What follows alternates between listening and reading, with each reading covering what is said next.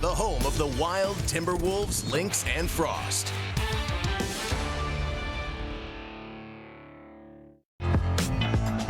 Welcome to downtown Minneapolis and the first game of the Emirates Cup, the NBA in-season tournament. Tonight, the Wolves host the Jazz. It's coming up next on Timberwolves basketball, presented by Treasure Island Resort and Casino.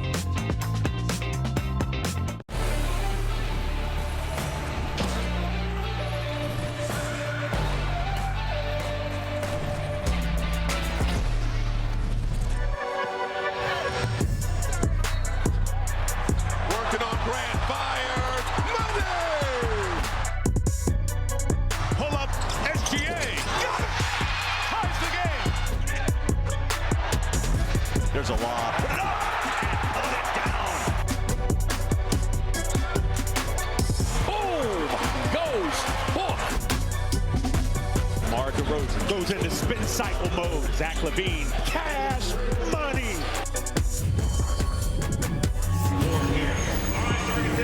A strong start to the season for this man, Julius Randle, 11th in the league in scoring, averaging 27 per. He has scored 30 or more in 4 of his last 6 games. And with that, we welcome you in courtside. It's the NBA Cup. It's the Wolves and Jazz. It's got a very Aurora green feel to it, does it not?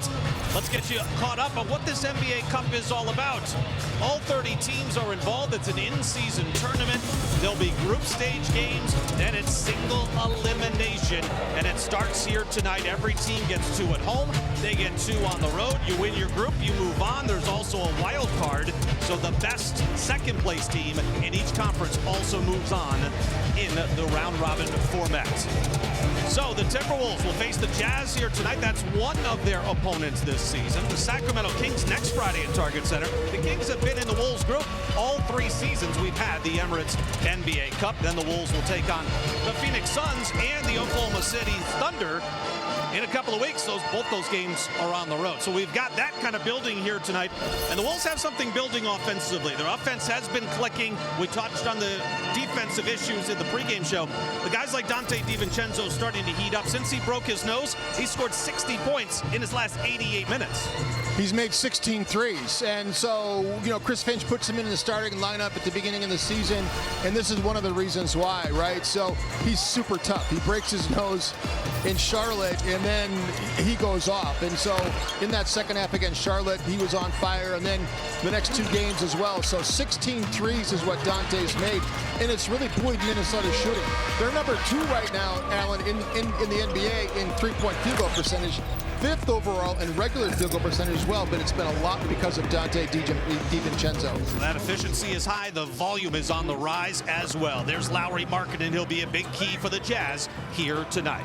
We get set for the opening tip. Wolves and Jazz coming up here from Target Center on FanDuel Sports Network. Minnesota Timberwolves basketball on FanDuel Sports Network is brought to you by Lexus. Experience amazing at your Twin Cities Lexus dealer. By Menards. Save big money at Menards on all your home improvement needs. And by Toyota. See where Toyota takes you. Test drive one at your Toyota dealer. Toyota, let's go places. You are looking at the Wolves Emirates Cup court here at Target Center. The NBA's in-season tournament about to get underway. It's special for these Wolves players. The Emirates Cup has been a unique add for sure to our game. When you've played the game as long as I have and you've seen a bunch of different things, I think you get the monotony of a season can kind of get to you where everything's the same. And now you have this, couple of weeks built in through a season where all of a sudden the games they mean something, like they mean even more. Not saying the regular season game isn't as important, but these games you can go get something at the end of the road for this. The chase for the cup that Mike Conley just referenced, it begins tonight. Timberwolves and Jazz, next on FanDuel Sports Network. Take some energy. Everybody should be on their feet. Rise up. Here we go. Friday night in the den. Let's do it. Clap those hands. Let's go. Come on, Crunch. Get him started. Clap those hands, everybody. Let's go.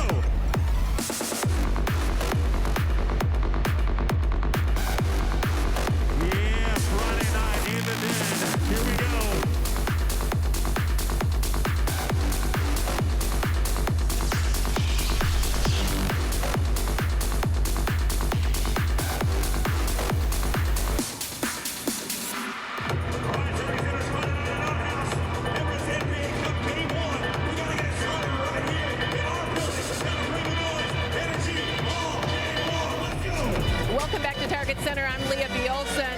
Minnesota Timberwolves are focusing tonight on rebounding the basketball. At shoot-around today, I heard one of the coaches say, every time you shoot the ball, turn around and put a body on somebody. That's how much this team is focusing on being aggressive, boxing players out, and looking to hit first. Chris Finch disappointed after that New York Knicks game when the team got out-rebounded by 19. So Alan and Jim, this has been the emphasis. It was the emphasis at shoot-around today. Put a body on someone and rebound the ball. Yeah, and Utah is extremely good on the glass, both offensively and defensively. Leah, thank you. Let's get our Chevy starting lineups here tonight. And with Anthony Edwards back for the second straight game, he finds himself in the starting lineup, along with Dante DiVincenzo, Jaden McDaniels, Julius Randle, and Rudy Gobert. That five-man lineup, 2-2 when they start. Jazz starting lineup, Isaiah Collier playing his first minutes of the season. He's got Keontae George in the backcourt, Svi Mykhailiuk, Lauri Markkanen averaging 30 a game, and the big man Yusuf Nurkic in the middle. The beautiful NBA Cup court for the Timberwolves. It's changed a little bit in the 3 seasons, Jim, but I think they've struck on something here. I love the big Minnesota across the front and the cup behind it.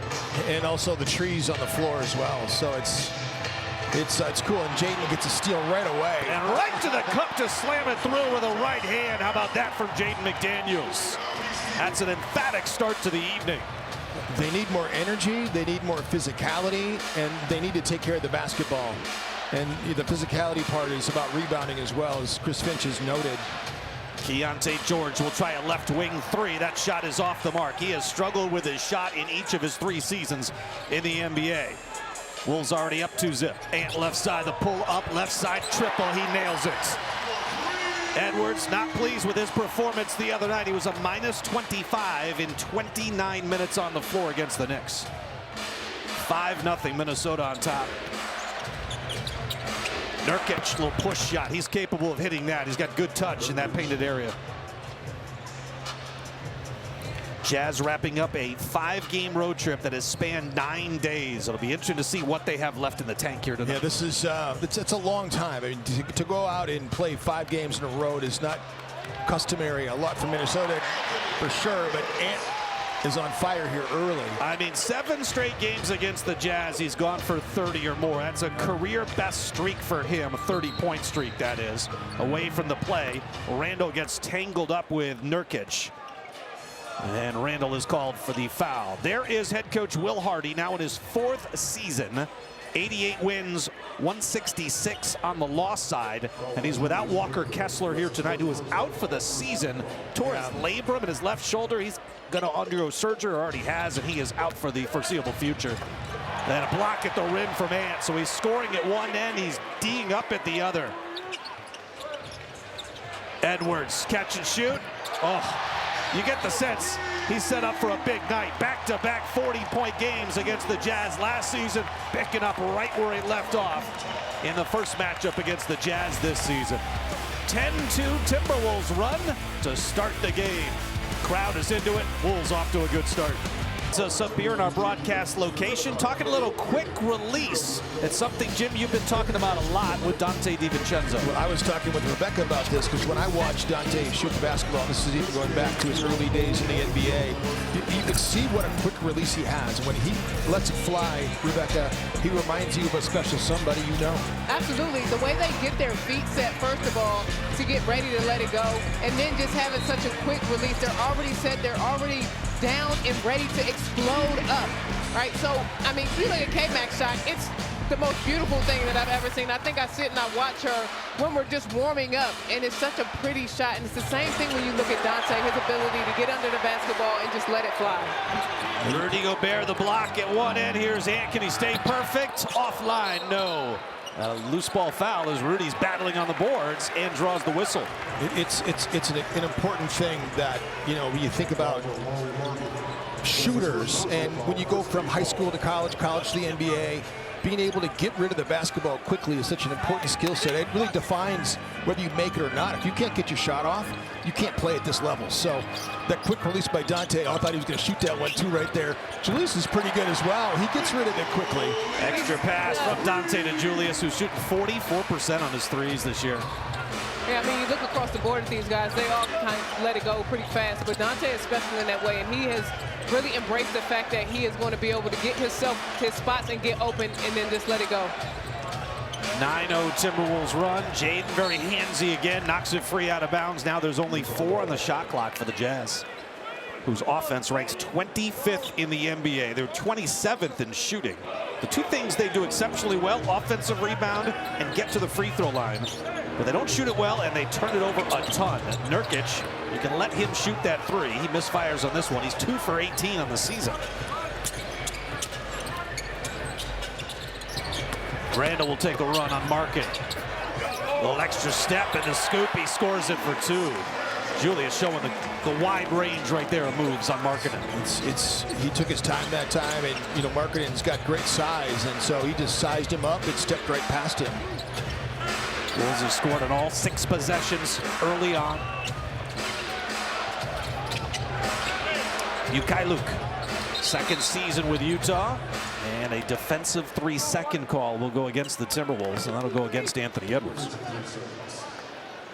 I just don't know why there's confusion as to when you should break off the chase. Rudy had Mykhailiuk in a switch, and you know, breaking off the chase and getting back to the roller is such an important concept. And Ant just, I think that guards in general have a hard time in just breaking off the chase and going to the roll man and picking up so you can stay 5-on-5. If you keep chasing the shooter, Alan, someone's going to be wide open. We saw it in the Knicks game, last ball game. So it's just so important. Part and parcel of putting a body on somebody is doing just that. Break off the chase, get into the big, put a body on him, keep him off the glass.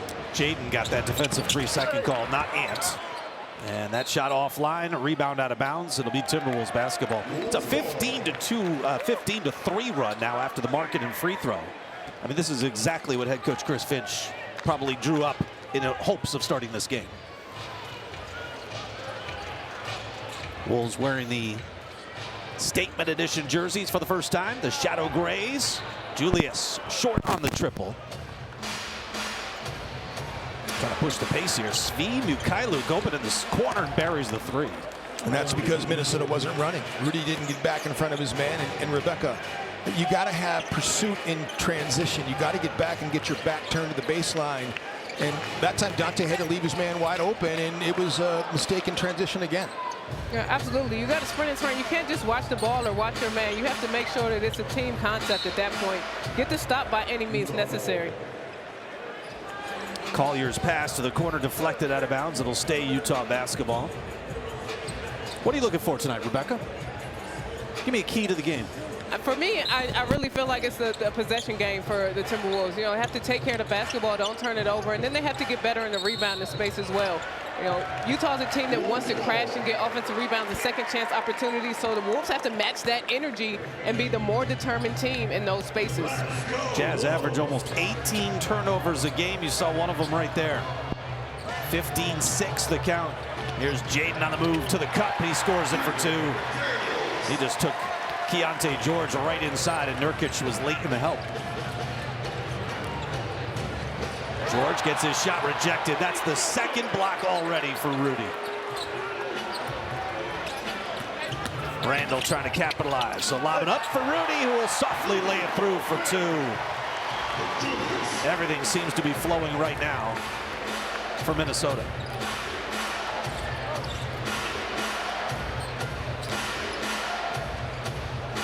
Nurkic. Now his 12th season. We'll set the screen here for Collier. Now the 3 ball by George. No loose ball foul will stay at this end of the floor. Or will it? It'll go against Jusuf Nurkic. Rudy draws another foul. Already 2 blocks, and he's drawn 2 fouls, plus Julius just found him on the alley-oop. You like the engagement of Rudy Gobert so far? Well, and that was a sandwich rebound right there because Julius was behind Nurkic. Rudy was boxing him out in front, and it's one of the things that not only does Rudy have to rebound at a higher rate, I think Julius does too. And a lot of times it's boxing out to put a body on. So we showed in the pregame show a couple instances of people not putting a body on somebody, and so it's just a compete level. And with a bounce pass to Rudy underneath to Jaden, and the reverse layup is good. Boy, Ant gave Rudy that ball early, but a great decision by Gobert. He's really impacting the game now in a number of different ways on both ends of the floor. Collier off the Nurkic screen one way, then the other.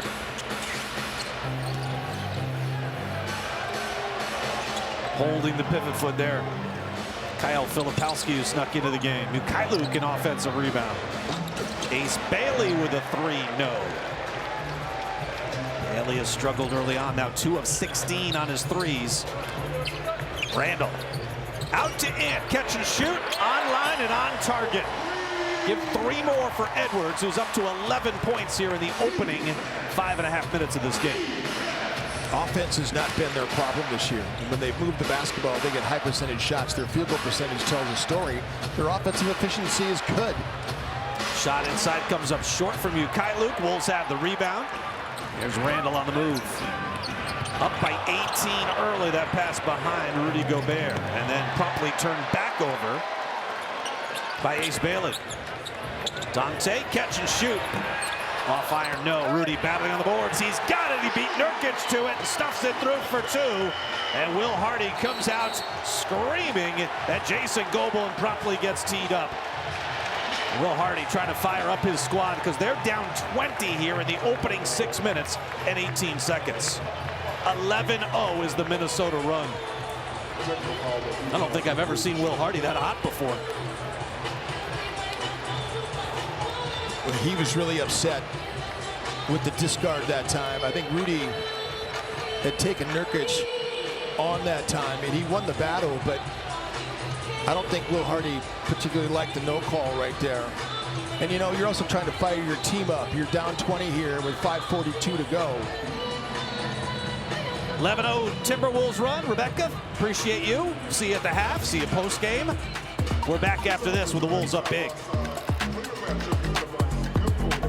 It's up by 20, just over 6 minutes gone here in the opening quarter. Here's this battle between Gobert and Nurkic that irritated Will Hardy to no end. Rudy's being ultra aggressive in this game, so Nurkic is trying to box him out. He grabs his jersey and pulls him down. So it's a pretty obvious call, and Will Hardy is looking right at Jason Goble. He's tracking him down. He had him as laser beam. He's obviously upset about the no call, but then also trying to fire his team up. Minnesota's come out and been the aggressor here big time, and the score tells a pretty big story here. But this looks like a team that's been on the road for a long time. 5th game of a 5-game road trip. 9 days away from Salt Lake City. Yeah. And we'll be heading there Monday night. A rematch. Ant hit the technical free throw, so he's up to 12 first quarter points. Mikhailuk. 3 ball in the quarter for Sensabaugh. No. Wow, the Jazz are 2 of 13 shooting right now. The Timberwolves are 11 of 14. That basically tells the story. Up by 21. Ant sees 2 to Dante in the corner. And Brent Nansel does call the foul on Mikhailuk there.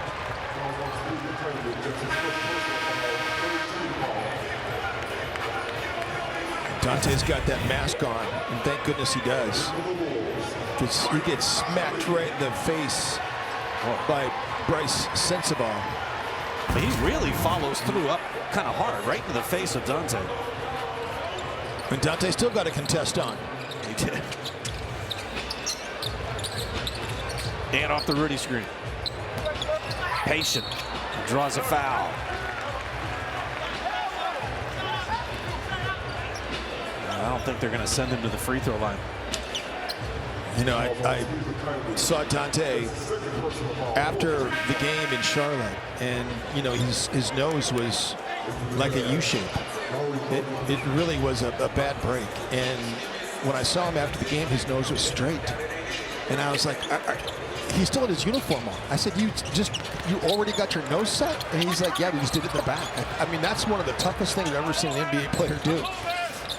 Well, and you've been through that, so you know. I have been through it. And what a process it is to get it straightened out, right? Well, here's the new mask that he's got. He's got the clear one, and now he's got this is the one that's the custom-made one. The other one was semi-custom. This one is actually formed for his face. David Hines and TJ Shannon helping out Dante with that mask. I don't know how much insight TJ is giving, but Rudy an illegal screen. That picked off Isaiah Collier. Now Filipowski kind of bumps Rudy a little bit. Things starting to heat up here midway through the first with the Wolves dominating up by 21. Rudy kind of got into it. I don't know if you remember with OG Anunoby in New York, where he was setting a screen and OG came into the stomach of Rudy, and Rudy kind of hard shoved him and fouled him. And then OG came and checked him on a roll as Utah knocks down a three here. OG came and checked him. Rudy was rolling to the basket, and OG just came and gave him a forearm shiver. But Rudy gets into those kind of things from time to time because he's a constant screen setter, and you're going to make people angry a lot when you do that as well as he does it. No doubt. He frustrates so many defenders, chase defenders that are trying to chase their man down the floor. Ant short on the three. Conley the offensive rebound. Ant with another opportunity. Doesn't miss this one. A two-handed flush. He's got 14 here in the opening quarter, and he's been efficient. He's done it on 8 shot attempts. Jalen Clark is such an excellent cutter, too. You know, he stands in that corner. He doesn't say he's spotted up all the time. Sometimes he spots up, sometimes he cuts. And Bailey offline. He struggled from 3. He struggled from 2. 5th overall pick in the draft. Ant can't hit the corner 3. 29-9. Sensabaugh. Off the back iron, Bailey out to Sensabaugh again. He misses 2 in a row, and Rudy clears the rebound. And a timeout for head coach Chris Finch. So Edwards, a sensational start to this one. 14 points, 5 of 9 shooting, 3 threes as well. Minnesota is shooting 66.7% because they're getting high percentage shots. So off the catch, he's cutting to the basket and then drives it and then sets Ant up perfectly. There's so much to like about Jalen Clark's game, and you know the offensive numbers aren't always wowing you, but boy, he is doing things all the time and to be a plus player on the floor. That is his 7th assist of the season. The Wolves are 4-2 when they have Jalen Clark. Basketball fans, FanDuel Picks now available in your state, and right now new customers can play $5 and get $60 in bonus credits. Win or lose, join FanDuel Picks today, the easiest way to play.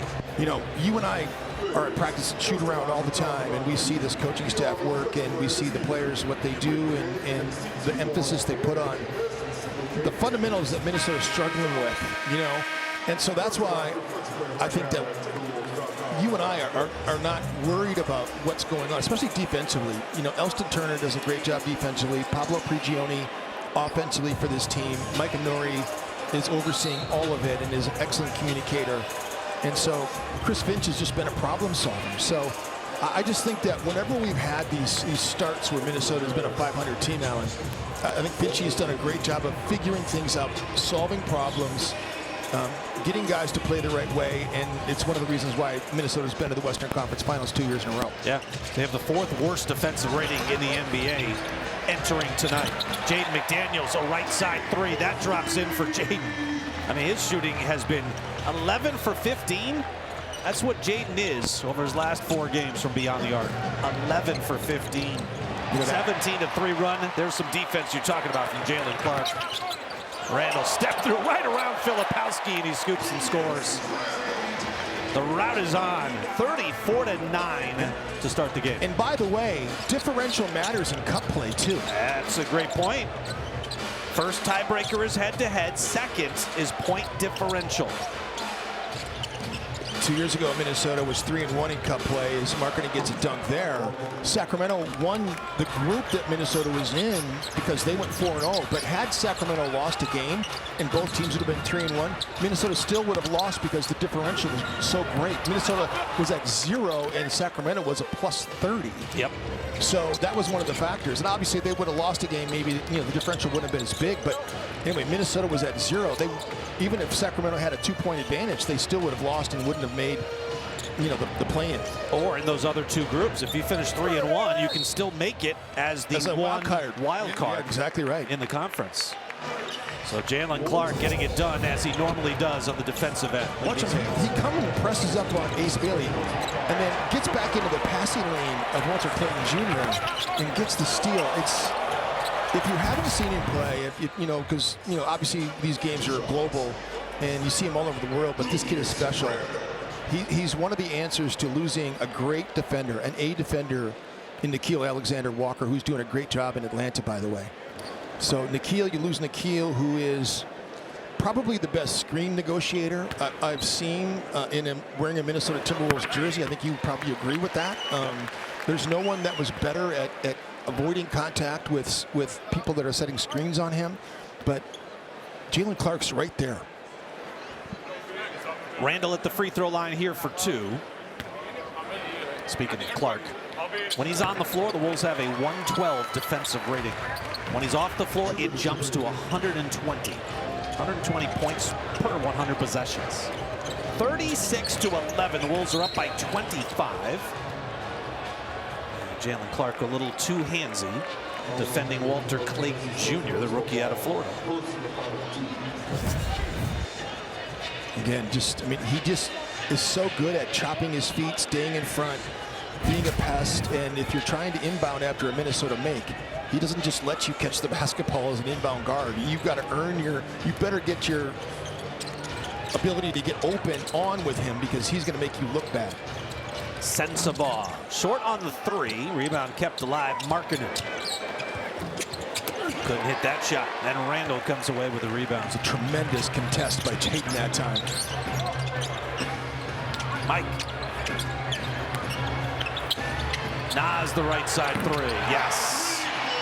It's great ball movement. It's been what they've done all game long. He gets his feet tied up, Jalen Clark does that time with Clayton Jr. You know, Nas had a couple of good games in Brooklyn and Charlotte.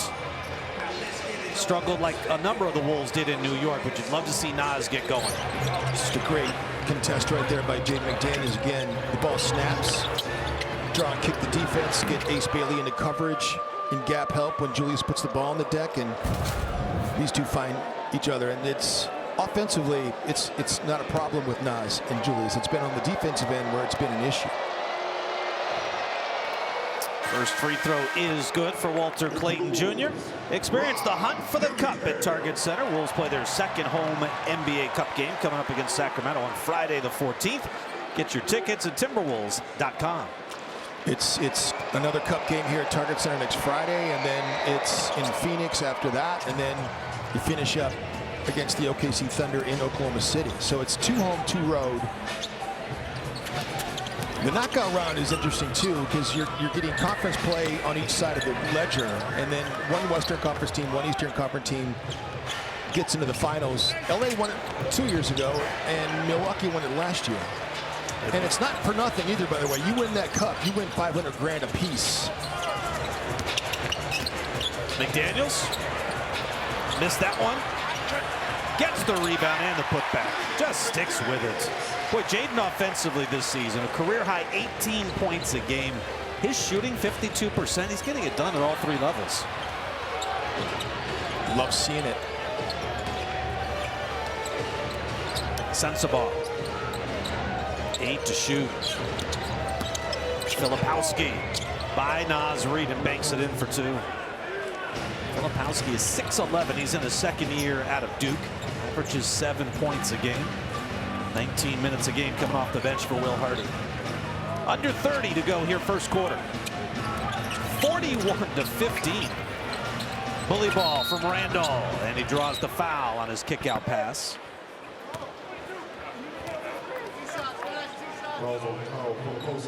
$15.5 left. Wolves already with a season high for a first quarter of play. And even though Julius was not in the act of shooting, Jazz were in the penalty, so free throws coming up for Randall, who's already 2 for 2 at the stripe.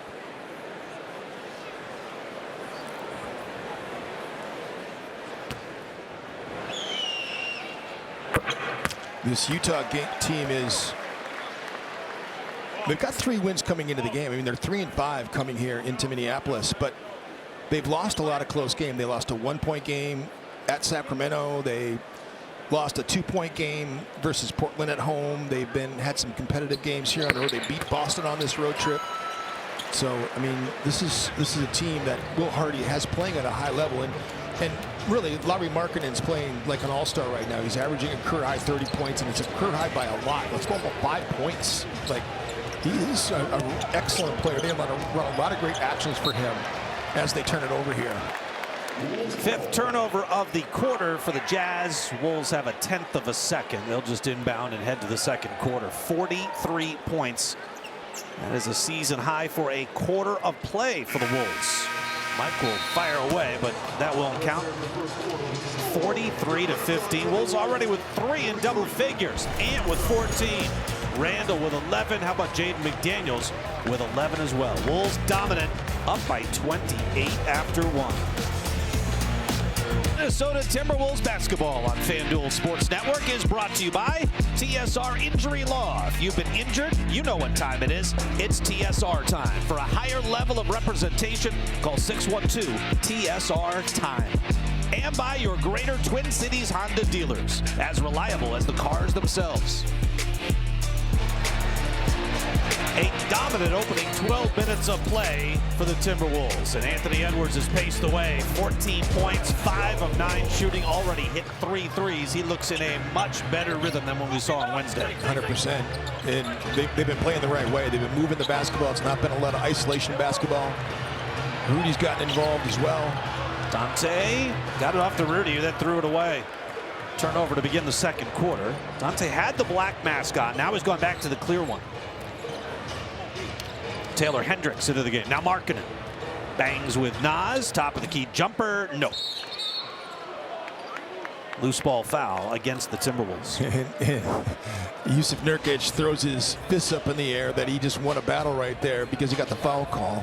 Jason Goebel gave Will Hardy a technical earlier in the first quarter because of a no call on a Rudy discard, but he sent Nurkic to the ground. So you can say Nurkic has been a solid big in this league. Inside to Markkanen. Nice backdoor cut. He drew the foul on Jaden. Last foul was charged to Rudy Gobert. That's his second. First for Jaden McDaniels. Markkanen now to the stripe. Just watching Larry Markkanen leading up to this game, and you know, we've seen a lot of him in different uniforms. He, you know, obviously was drafted by Minnesota, but it was for Chicago. And then played 4 years in Chicago, went to Cleveland for 1, then was involved in the Donovan Mitchell trade. And then, you know, so now he's in Utah, but the stuff they run for him is excellent. Will Hardy does a great job of utilizing his skill sets, slipping to the basket like he did right there, a lot of flare screens, running him off the staggers. And for a guy that big, Allen, to be able to come off of screens the way he does, shot ready, it shows you what a great athlete he is. Yeah, he had a big offseason too, playing for the Finnish national team. They finished 4th in that Eurobasket tournament, which was loaded. And Markkanen was the 4th leading scorer in that tournament. 23 a game. Rob, high off the window, difficult angle, and he gets it to drop. You know, I think that getting consistent minutes for him is such a huge thing. When you come to the gym every night, you never know if you're going to play or not. It's very difficult, but Finchie's been getting him into the mix here. He's averaged 16 minutes a game over the last 4, and that's been pretty consistent. Exactly what you're talking about. His timing is the way he comes into the game, and so the way you build confidence to the players, you show confidence in him. And so, you know, Finchie was waiting, and he's making sure that Rob had to earn it. He's not just going to give him minutes if he hasn't earned it yet. So, to Rob's credit, he has really stuck with it, and he's really worked hard. So, you know, it's all the little things that he needed to clean up in his game. Markkanen on the run to the rim. Nas picked up that last foul for the Markkanen bucket. Markkanen's got 6 to pace the way for the Jazz. The masked man. Dante's got a ton of volume to go with his efficiency over these last 3 games. That's something Chris Finch has talked about, getting that volume up. And when you've got a 40% plus 3-point shooter, you want that volume, even with Edwards back. Sensabaugh off the heel. Now the Wolves 3-on-3. Jaden likes the open floor. Does he get called for the offensive foul? He does. Dedrick Taylor makes the call. Sensabaugh read that pretty well. Jaden took a check in the rearview mirror to see who was in pursuit, but then Sensabaugh just does a great job of beating him to the spot. Larry Markkanen here on the back cut. You see the athleticism from that young man. He's still only 28 years of age. I mean, he's like still a young guy. He's been in the league this long. Inside Marketing, no, but another whistle and foul. Before that play, one of my favorite things, Jim, delay of game warning against the Timberwolves, their 7th of the season. Now Chris Finch is going to call a timeout here early in the second, and he is going to challenge that last call. He's going to help out his big man Naz Reid, who got called for the foul. We'll give you the results of that challenge when we come back on FanDuel Sports Network. Our Sprite Coaches Challenge, successful by the Timberwolves. Jim, what do you see on this one? Well, again, Naz goes up and goes right between the hands that time of Lauri Markkanen, and it's a high five up top, but it's great. It's a great play by Naz Reid. Wolves have won 6 straight challenges. They're now 8-2 on the season. Let's go down to the sidelines. Leah B. Olson standing by with a very special guest, Twins manager Derek Shelton.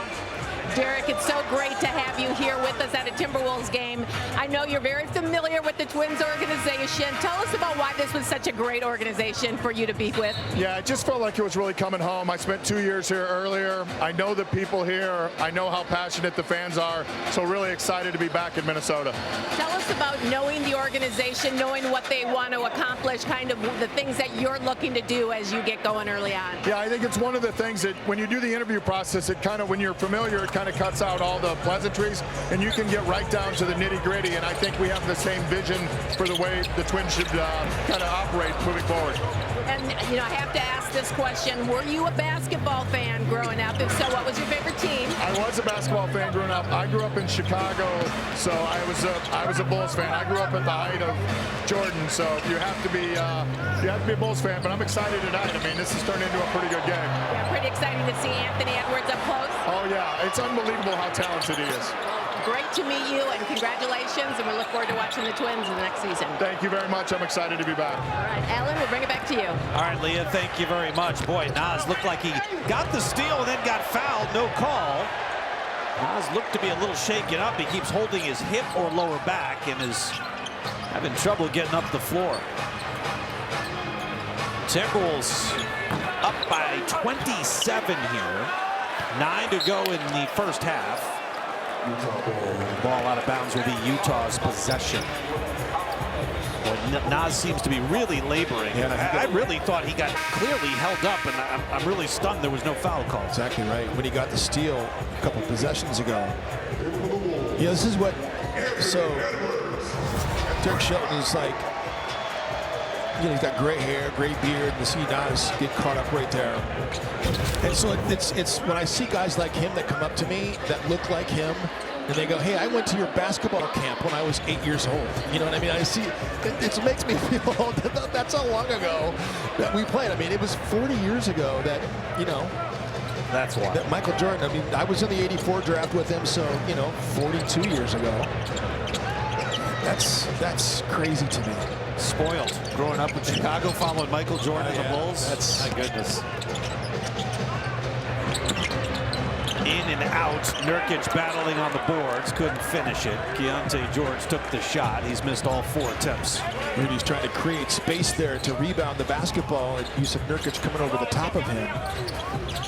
Naz is still on the floor. He'll drive and kick to Dante, who lost it out of bounds. A rash of turnovers here on the Timberwolves. They're up to 6 for the game now. It's one of those things where, you know, Will Hardy's the kind of coach that keeps his team fired up, and Danny Ainge is the kind of executive that also is super competitive, and you know, he's always imparting knowledge to these guys, and so you don't want this team to come back, and that's what Keontae George does right there. He gets to the free throw line, 5th in the NBA in free throw attempts, over 9 a game. He's just under Shai Gilgeous-Alexander. So, you know, when you see him play, when he drives left like that, he draws contact a bunch, and he gets fouled shooting jump shots, especially three-point shots, a lot. Very crafty guard. We've liked him ever since he came in the league, Alan. He's a very talented young man. 45-21. Keontae George with the 3-point play. Conley, Edwards, DiVincenzo, Reed, and Gobert, the 5 on the floor for Minnesota, donning the Shadow Grays for the first time this season. Mike open, up top, let's fly. Off front rim, no. Mike's been shooting it well last 4 games, 8 of 13 from beyond the arc. Baseline drive for George. He got that one to drop under duress. Keontae George has scored 5 straight points for Utah. He's got a lot in his shot package too. He's got runners and floaters, and Mike's going to draw contact here on Steve McKiley. But Keontae George, he's not a great three-point shooter yet. He shot the ball better last year than he has this year. But for him, the way that he puts the ball on the deck, he's crafty. He's got great speed. He's got good physicality. He's bigger than you think.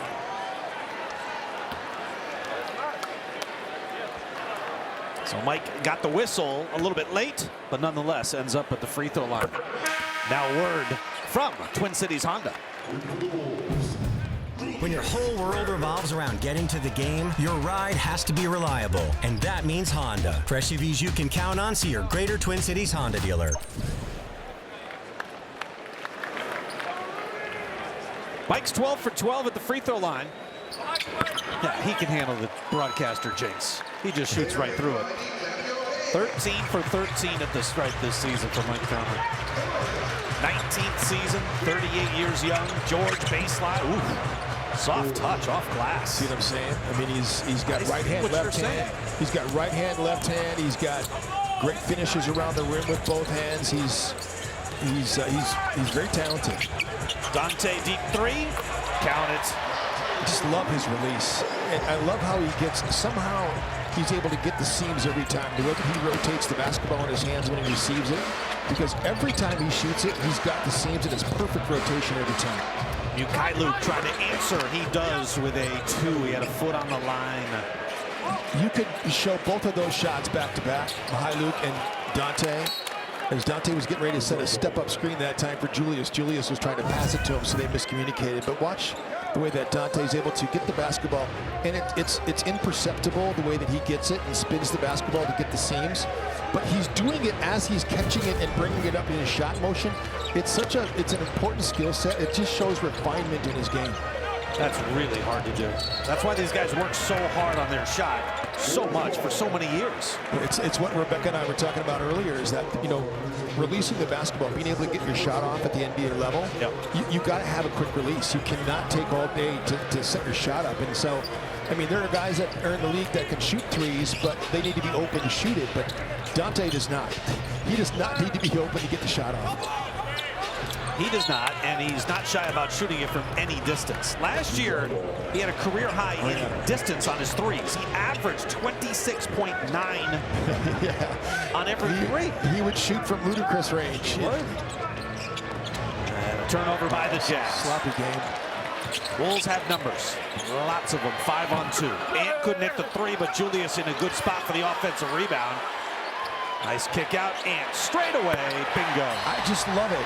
And so this is a skill that Rudy, he can do it, but the throw out on an offensive rebound, we just saw it against the Knicks. How many times did Mitchell Robinson get an offensive rebound and immediately look behind him to see if there was an open three-point shooter? It's the best time to shoot a 3. It's the 4th assist for Randall on a made 3 here in the first half. He sets up, and who's got 17. When Toyota gets you caught up, Alan Horton and Chris Finch talked about rebounding today at shoot-around, and the players got the message. It's been a dominant performance in more ways than one, but rebounding's part of it. 23-12 advantage on the glass, but a 12-1 second chance points advantage as well, something that they really struggled with. But I just love that offensive rebound putback. Instead of Julius trying to score amongst the bigs, he just fired that thing out to Ant, who was lonely. And Ant knocks it down before the timeout. So Minnesota's kept the pedal to the metal here, 53-28 here at Target Center on this beautiful green court. Cup game, differential matters. You'd love to get a big win here with a big differential. Yep. Markkanen. George over Rudy. Wow. Tough, too, for Keontae George, who's now got 9. He's improved his scoring every year. So 13 his first year in the NBA as a rookie, and then almost 17 a game his second year as Julius runs to the rim. And Randle distributing last possession, scoring this possession. That's what Julius has been doing so well. He's already got 13 points, 6 boards, and 6 dimes. And again, 4 of his 6 assists have led to threes. He's now up to 28 assists on 3-pointers this year. That's 7th most in the NBA. Yeah. You see what I'm talking about Keontae George getting fouled shooting jump shots. He's just got a knack. You don't shoot 9 free throws a game unless you have a knack for scoring. So Dante's in pursuit. The way that he stops and goes up, now it's a bad foul by Dante, the way that he took that angle and reached and hit his arm. You shouldn't shoot foul jump shooters like that, but it's just amazing how Keontae George gets fouled shooting shots as often as he does, just like that. Caps off the 3-point play. Keontae George was a Timberwolves draft pick, part of the collection of draft picks that Utah acquired in the trade for Rudy Gobert. Keontae George was 16th overall. Clark spins away from Collier. Floater from Jalen. Hits every part of the rim but wouldn't drop. Collier then loses it. Rudy bats it up ahead. Randle to Ant. He finishes. That was pretty. Markkanen. Clark the rebound. Up by 24. Under 5 to go in the first half.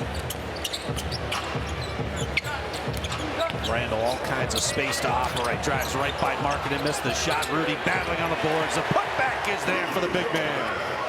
Chance of Rue in the crowd.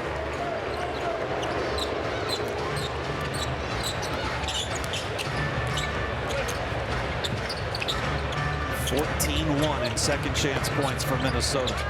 Filipowski. Air ball. Ant scoops up the loose ball. Wolves are shooting 51%. They've hit 8 threes. Jazz 32% shooting. They have hit 3 threes in this first half. 8 turnovers now on the Timberwolves. Ukailu off the rim, no.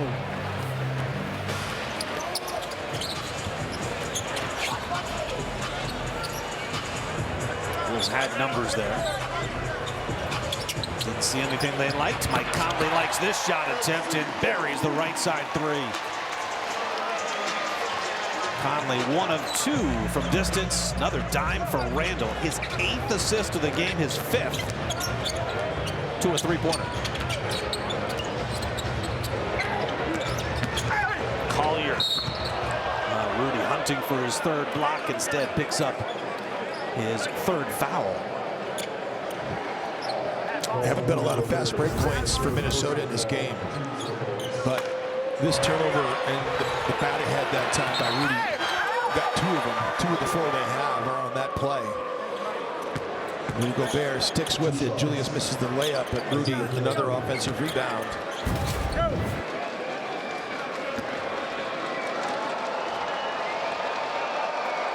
Julius almost has a triple-double here in the first half. 13, 7, and 8. Collier misses the first free throw.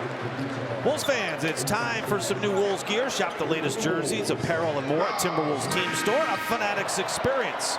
Start shopping now at shop.timberwolves.com. Kevin Love into the game here for the Utah Jazz. Kevin appearing in his 4th consecutive game for the Jazz. The only 4 games he's played in this season. But with the injury to Walker Kessler, that's forced Will Hardy to alter his rotation of bigs. Kevin Love is, arguably a top 5 Timberwolves player of all time. You know, obviously Ant and Garnett are at the top. Randle scores again.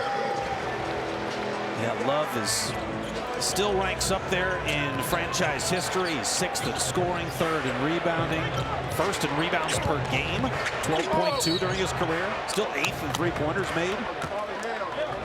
I mean, the Timberwolves organization was not ready for a player of his caliber at the time that he came here. I mean, you know, he and Nikola Pekovic were so fun to watch together, but the players that they had at that time was just, it was a hodgepodge of this and that, and he went on to Cleveland and did great things. And, you know, Minnesota got Andrew Wiggins, which at the time, you know, was like that young group of Levine, Wiggins, and Karl Anthony Towns, and the excitement of having the growth of those 3. But Kevin Love is one of the great guys too in this league. He's a great humanitarian. He went through all of his mental health issues that he's been so vocal about. He's helped so many people with his foundation, with his candid ability to talk about what he's gone through.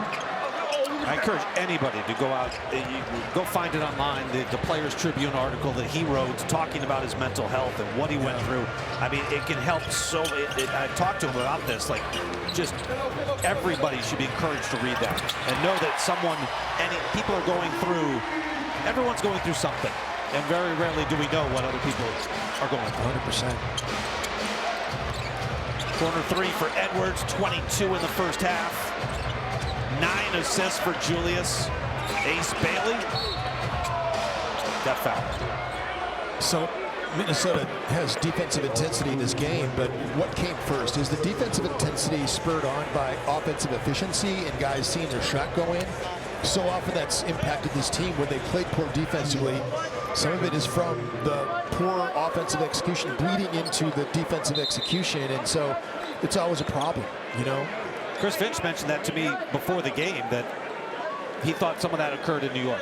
100%. They got down from missing shots, and it affects the other end of the floor. Here's more from Treasure Island. Treasure Island Resort and Casino is the exclusive casino partner of the Minnesota Timberwolves. Visit TICasino.com to learn more about Minnesota's destination fun. Trying to tell you something, Alan Horn? Tell me something. You're killing it, man. You are just like fitting in this TV thing, getting all the reads down. You're doing all the promos. You've got the tempo. I am just very impressed with you. I appreciate it. It is so much fun working with you guys and everybody back in the truck. Dave Dittman and Trevor Fleck. I mean, I heard Mike Mee's voice today. I hadn't even seen him or heard him. Well, Mike is big time now. You know, he's one of the best graphics people in the NBA and around the country during baseball. Does Twins baseball. Him and his brother Tom. They split duties during Twins season. Tom does the Wild. Mike has done the Timberwolves for many years. Been on our travel party. You know, now he's in a different role, but. It's just a great group of people, and Mike Mee is one of the best. And he just got done working the World Series, by the way. He worked all the playoffs in Major League Baseball. He worked all the way with Fox, with Major League Baseball to the World Series. Worked that great 7-game series. So that's how good Mike Mee is. That World Series was so good. I'm still reading things about it, like a week. How long ago was that? Last week? I had a chance to talk to Alex Rodriguez in New York. Well, of course, worked all those games. Worked all those games. What a fantastic pre- and post-game show those guys do with Big Poppy, Derek Jeter. It's up to 24. 3-ball good for Keontae George. George has really struggled with his shot the last 3 years. He ranks 76th out of 78 players in the league that have taken 750 more three-point attempts over the last 3 seasons. But tonight he's been on. 6 of 10 shooting. 2 of 3 from distance. That's a turnover. That's an Ant breakaway slam with the right hand. 26 in the first half for Edwards. He's going to get 30 here. Minute 27, he can still get a couple more hoops. Absolutely. He can get 30 in this game, in the first half. Here's an opportunity because Randall's got the defensive rebound. Randall's 1 rebound and 1 assist shy of a triple-double here in the first half. Be his 16th triple-double of his career. He does have a playoff triple-double as well. Clark buries a 3. It's all working here. And that assist goes to Julius Randle, his 10th assist of the half. 74-40. Still 50 seconds left here. Jude's going to get a rebound here. Oh, Ace Bailey knocks it down. Julius went on the other side of the rim. You'd think that ball would bounce off, go right to him. Ant wants it. Dribbles into the pull-up 3 and sticks it. His 6th 3 of the half. He's got 29 points. And the Wolves running away from the Jazz. They lead it by 34. Filipowski tried to go backdoor to Bailey. It got kicked. Yeah, I don't know that the coaches, they may talk about it. I have to ask Chris Finch about when you're talking about cup games and that point differential matters. And so Jalen Clark knocks down that three and knocks another one down. Minnesota has 12 threes made here in the half. 54% shooting for Minnesota. He's shooting 48% on pull-up threes this year. That was to start the game. Jaden with the quick hands, knocks it away. McDaniels to Randall, to Reed, back where it started. Jaden cashes in for two. It's a demolition. Up by 26 with 10 seconds left to go. If the coaches aren't talking about the point differential, the players better be, because they're the ones that are going to get paid if they get to that knockout round and then get to the semifinal and final. Three-quarter court heave from Randall, no, but what an offensive display here in this first half. Randall, 15 points, 10 assists, 9 rebounds. Edwards, 1 point shy of a career high for a half of play. 29. 79-45. The Wolves lead the Jazz here in the first half. Julius Randle making his way to Leah B. Olson. Leah, take it away. Julius, an incredible first half for you guys. A lot of energy. What did you like what you guys did defensively? We helped each other in the gaps, rebounded the basketball, just made life easy on each other. We got back, loaded up, communicated, aggressive with everything we're doing. That's Timberwolves defense. And offensively, you've been dominant. Ant's been dominant. What do you have to expect, though, in the second half, and how do you need to come out? It's about us. It's about us. It's not about anything that they're doing. It's about us. We come with the right mindset, we'll be fine. Thank you, Julius. Alan, we'll take it up to you. All right, Leah, dominant first half here. The Wolves, in their first NBA Cup game of the season, lead the Jazz at the half by 34. Halftime is next. Lead 79-45. I'm with Wolves assistant coach Elston Turner. Elston, that was a big energy first half of basketball. Let's start on the defensive end of the floor. What did you like? A little bit of everything, especially in the first quarter. We came out with good energy and effort. That's number one. You know, we kept the fast break points down. Utah is a good offensive rebounding team. They didn't get a lot of putback points. Not a lot of threes. If there's one area we need to improve on, after good defense, we would slap down at the end of a possession and put them on the free throw line. So they got to the free throw line more often than we'd like. A lot of energy on rebounding, second chance points. The coaching staff has to be pleased with that. Oh, yeah. Yeah, we're pleased with that. And I'll tell you what, the offense has been unbelievable. The ball movement, you know, is hard to defend. So really good job sharing the basketball. I think Utah leads the league in giving up threes. And we're getting wide open shots. We just have to continue to make them. Elston, thanks so much for your time. We'll send it over to Alan and Jim Pete. Very much. Char Menard, second half scouting report. Differential matters, right? So we're in cup play here. So, I mean, you want to win by as many points as you can win by. And so I know coaches don't like this, but it's not personal. It's about competition. So you got to keep the pedal to the metal for Minnesota.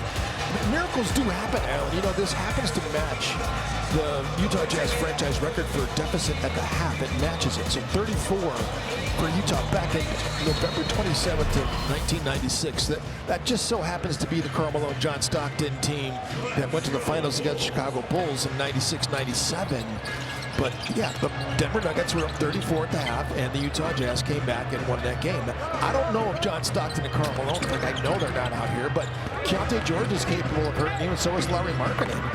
And comes back and gets his 30-piece. 8th consecutive 30-point game against the Utah Jazz.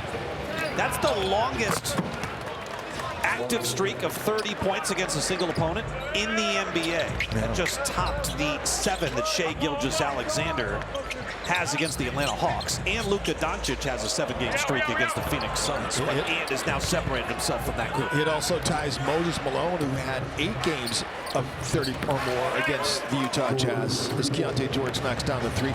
Moses, it goes back to his Rocket days and 76ers days, the split there, but it was 8 games by Moses. He had 8 games in a row, so Ant just tied him. It's amazing. Edwards steps back on Mukhailuk. Couldn't hit the 3, but Jaden's got the offensive rebound. Jaden's 4th board to go along with 13 points. Off the wrong foot, came up short, but drew the foul. Jaden's going to the free throw line for the first time tonight.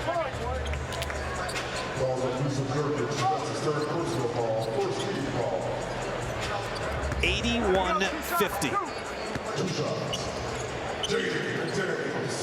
on, wait. Go. Come on, man. Real fucking job. Come on. Jaden shooting 83% of the free throw line. Couldn't hit the first. Basketball fans, FanDuel Picks now available in your state. And right now, new customers can play $5 and get $60 in bonus credits, win or lose. Join FanDuel Picks today, the easiest way to play. 1 out of 2 for Jaden. 82-50. And again, the point differential does matter, as Jim was talking about. That's the second tiebreaker other than head-to-head. Collier. Luke. Back to Collier off the Nurkic screen. And he throws it away. 11 turnovers. Make it 12 on the Utah Jazz. They average 18 a game. Turnovers have been a problem in the Will Hardy era for the Jazz. I don't think it's Will Hardy's fault. Probably more the talent or lack thereof that they have in Utah.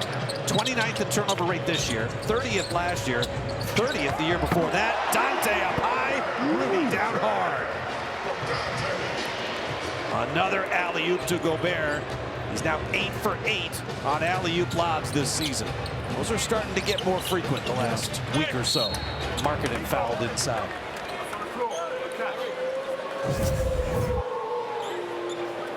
Again, dribble penetration leads to Nurkic having to release Rudy on the empty side. You just don't want to do that if you're guarding Rudy Gobert in that situation.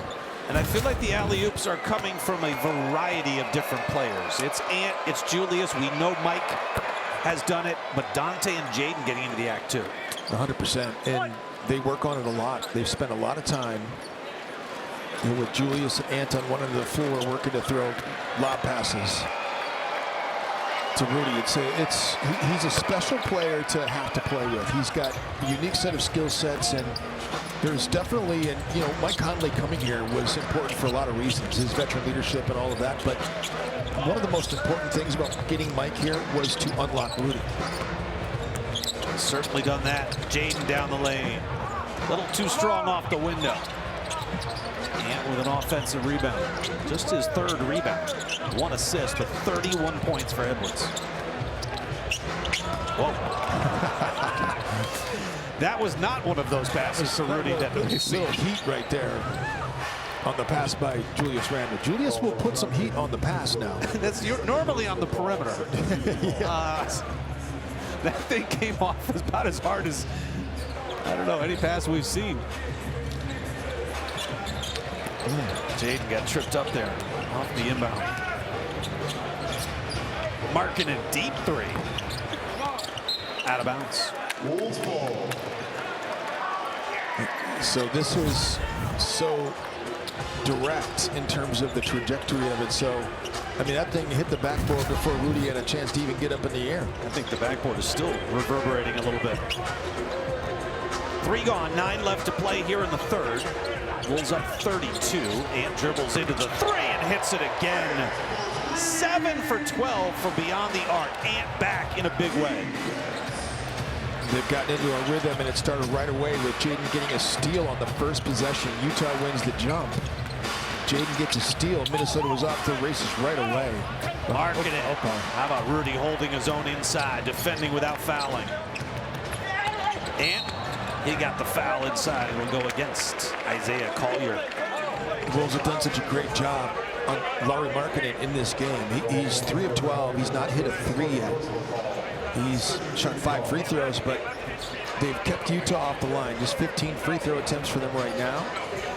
But only 2 players in double figures for Utah. But Lauri Markkanen, 30 a game. He's been so good for the Utah Jazz, and no one's really been able to stop him. Obviously, you're averaging 30. He's got a 51-point game this year, by the way. So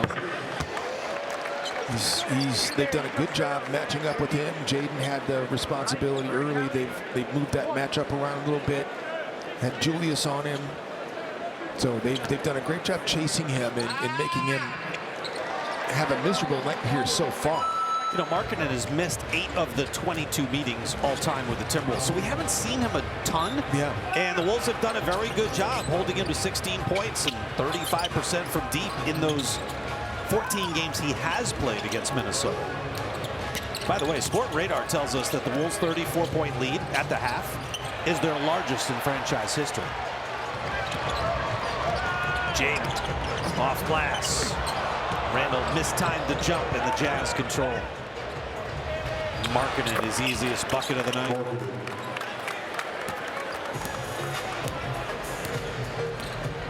So a little bit of Wolves history with that margin of 34 at the half. For both teams. Yeah, so it ties the Utah Jazz largest deficit in franchise history. It's only fitting that it would be. I mean, 34 is a lot of points. That's a lot of points to be up by. No doubt. Frenetic play here. Jazz scoop it up. They've got numbers. Keontae will try to keep it himself. That was swatted by Jaden. It comes out to the corner, and Collier couldn't hit. Jaden averaging 1.4 blocks per game, then drains a triple at the other end right in front of his own bench. And he deserved that. I mean, what he just did to get back on defense, to stop the fast break, to block the shot at the rim, contest a shot in the process. Markkanen 3-0, Jaden a rebound. That's his 7th of the game. Jaden baseline, he'll finger roll it over the cup for 2 more. Jaden's doing it all here in the 3rd quarter. 19 points, 7 rebounds. He's got an assist too, but Jaden in 20 minutes has been productive like the rest of his teammates. Seen a little bit of what he does. He's known for defense. Snuffs that shot against the glass against Keontae George and then knocks down the 3 right in the face of Bryce Sensabaugh. 18 a game, 17-9 to be exact, but I'm rounding up. And he's done it with excellent 3-point shooting. So you think about with these at least 2 attempts in a game, shooting 60%, 5 games in a row with at least 2 attempts, and so he's shooting 60% over that stretch. So actually, to be exact, he's shooting 64.7 over the last 5 games from 3-point range, 11 of 17. So the volume's not there, but he's been part of the reason why Minnesota's number 2 in 3-point percentage. Yep. Dante's been a big reason. So is Ant, obviously, but Minnesota has a lot of guys that are shooting the ball well from outside the arc. Jaden's one of them. Ant and Jaden have combined for 13 of Minnesota's 15 points here in the quarter. Clark called for the foul. Jusuf Nurkic to the free throw line. 7-footer out of Bosnia-Herzegovina. Free throw is good. Valvoline Instant Oil Quick Change. No. Valvoline Instant Oil Change Quick Change. Yes. Yes. Grady had a problem with that one in New York too. He read it and he's like, that's funny. I'm glad you guys got to read these promos, and I just stated myself. The plus minus in this game is just unbelievable. I mean, coming out of this break, Jaden's plus 38, Julius is plus 45, Rudy's plus 26, Ant's plus 33, and Dante DiVincenzo's plus 21. So it's going to help a lot of guys' team stats in the plus minus column in this game. Certainly will go a long way to leveling things up. Keontae George free for a 17-footer. No. Dante the rebound. Yeah, not only do you have a small sample size of only 9 games of the season, but when you have a blowout like this, that will really alter some numbers. Knocked away. Wolves will maintain control with 12 to shoot. Will Hardy's going to get Bryce Sensabaugh and Taylor Hendricks into the game. Dante's an underrated rebounder. You know, he just snapped that defensive rebound down there at the other end. He's got a knack. He had so many games last year where he swooped in at the end of game situations and got big rebounds from Minnesota. Did he have 9 rebounds in Brooklyn, was it? He had 9 rebounds against the Knicks. Actually, no, it was Brooklyn. You're right. And got his reverse layup blocked. He thought he got fouled. Ace Bailey out there, donning the number 19. There's a Julius Randle-esque bullet pass from Filipowski to the corner. Nobody was catching that.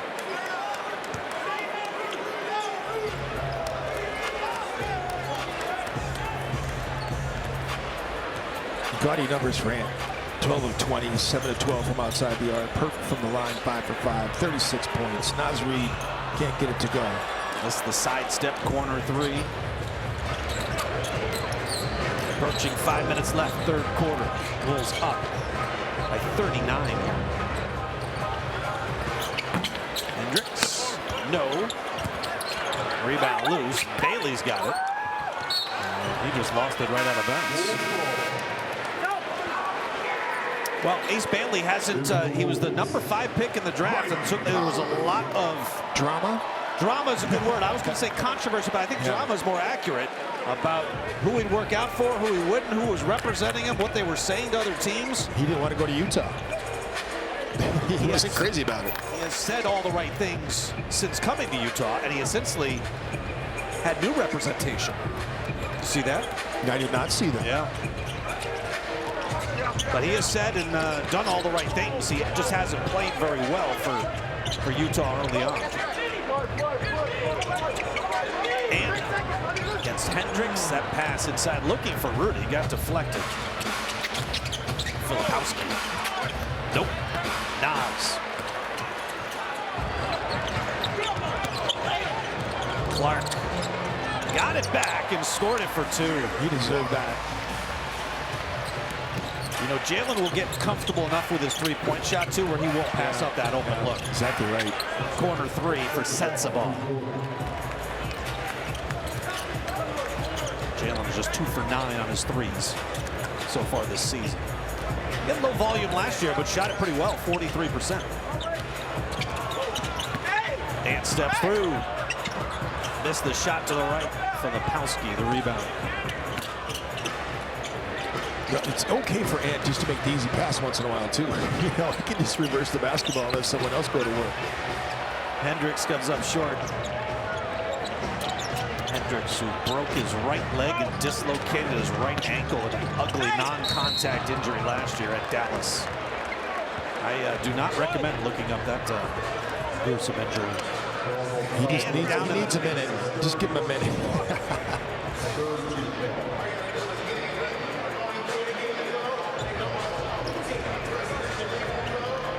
So 3:45 to go in the quarter.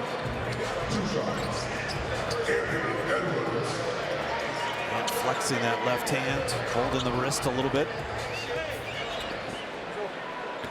Edwards missed 4 games with the hamstring injury. Wolves went 2-2 without him. Now word from TSR Injury Law. It's TSR time. For a higher level of representation, call 612-TSR time. We haven't seen our friend Steve Terry yet this year. He's saving himself. We spent a lot of time on the road here early on because we play this single game here at Target Center. Then we head off to Sacramento and then we go to Utah and see the Jazz again. 6 straight games in 6 different cities. Brooklyn and Manhattan. We call them a different city. It's the same city but different borough. It was really nice. 6 different venues. It's only the second time in team history that the Wolves have played the Nets and the Knicks on the same road trip. And the league tries to do that more. They try to get teams to play the Lakers and Clippers. Chicago, Milwaukee has become a thing. Golden State, Sacramento, the 2 New York teams. But you're right, the Wolves, I don't remember doing both on the same trip. Well, because it never happened since you've been here, because the first time it happened, the only other time it happened in 1994, so it's a long time ago, before both of us were with this team. They have given Julius Randle his 10th rebound of the game, 15 points, 12 assists, 10 boards. Julius has got his second double-double. Triple-double. Triple-double, sorry, in the last 3 games. And he did it in 23 minutes. Pretty darn quick. Well, you had the number up. You saw that tweet that was saying that Jokic got his triple-double in 14 minutes. 14 minutes. That is the record. 14. That's insane. That's unbelievable. Some guy named Jim Tucker did it in 1955 in 17 minutes. That was an impressive night. I remember that. Westbrook has a couple in record time. Luka Doncic. Wembanyama had one in... What does that say? In 20 minutes in 2024, so last season? Jokic has another one in 20 minutes, so amazing. Can you believe I can read that from this distance? Your computer's pretty far from me, and I'm reading that thing like it's... That's eagle eyesight right there. It's impressive. My optometrist is sitting right next to us over here. Julius Randle, our home furniture plays of the game. I love seeing it. You know, he's been playing at an all-NBA level. Certainly all-star level, but I'm saying all-NBA. When you have 2 triple-doubles in 3 games, I mean, it's pretty special. So Julius Randle has picked up the slack when Ant was down for the 4 games that you mentioned. Triple-double in 23 minutes. And he's in such a good space. We talked about Kevin Love and his mental health issues. Julius Randle's been really candid. John Krasinski had a great article about it, the work that Julius did during the offseason to kind of rid himself of his demons. And, you know, he's very candid. You just love that about Julius, too, the way that he had the self-realization of being able to feel like he needed help and got it. Right on cue, Julius makes a really difficult and talented spin move. The footwork was impeccable. He's just got it all flowing right now. And to your point, he has made 2 All-NBA teams before, a 3rd team and a 2nd team. His 16th career triple-double. He also has one in the postseason, which was Game 3 at Golden State in that series last year. How about this Jalen Clark block, by the way? I mean, talking about just pinning this thing to the glass right there and just ripping it away from it, getting back in bounds before he touches the basketball. Great presence of mind there. Now, Hendricks is 6'9". Clark is 6'4". He got up there. Mike. Julius lost it from behind. That will be his 7th turnover of the game.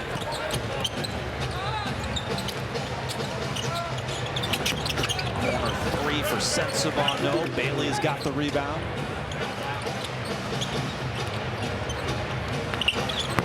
Three-ball no for Clayton. Another chance for the Jazz.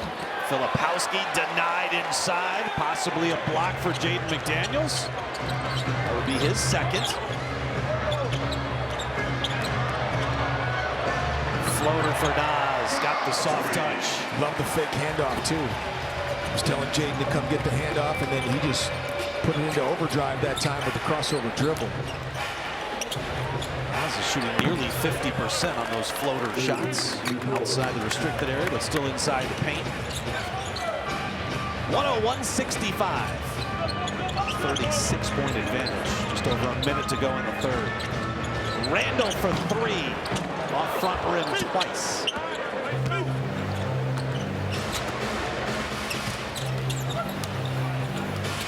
Clayton coming out of the University of Florida. Yeah, got title with the Gators. Had the crucial play right at the end of the game. He had the closeout that time that made the Houston player have to reload, and then his teammate dove on the loose ball, and they won the national championship. Yeah. And he's never got a shot to win or on that shot.